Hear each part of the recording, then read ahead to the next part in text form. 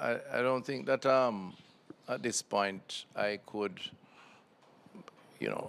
certainly not on my own, advocate for a ban on social media. What I think is necessary, though, is for a recognition by the society that it can be addictive and that there are certain controls, particularly when it comes to young people, children in the homes, in terms of what they access. As you know, there are possibilities around restrictions based on the device that you use and the parameters that are adjusted, the settings.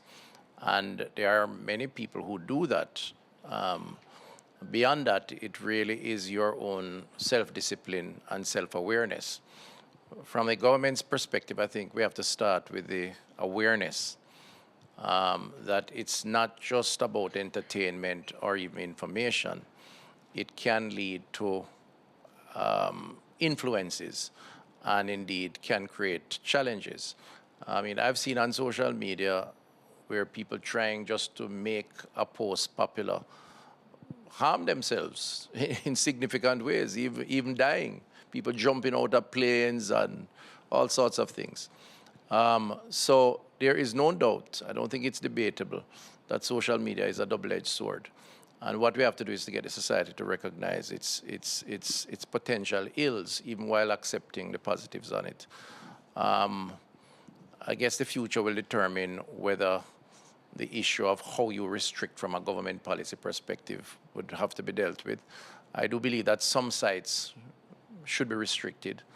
The question is how you manage that. Well, as I said, I think that you have to balance between the right of persons to choose and to have information and access to their device and what they access on the device against what serves the greater good of the population and the society. And I think it starts with informing people about what the ills potentially are. And I think we have to do a better job at it because I don't agree that many people think that social media is addictive. I am saying it now. And we all, to some extent, perhaps practice it and don't even realize it.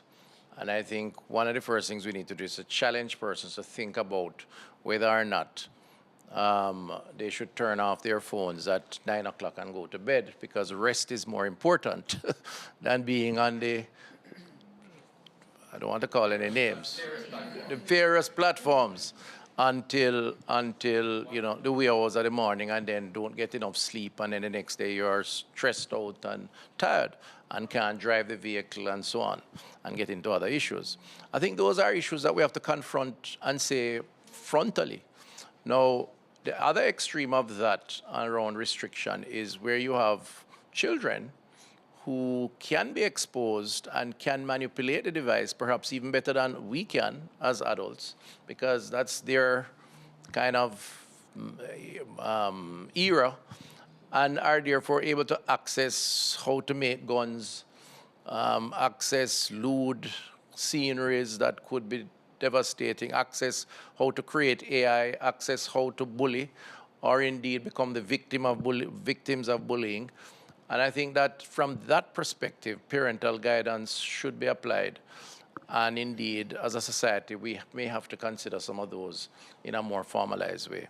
So I know it's not the answer you're looking for, but in other words, it's a mix, it's a balance.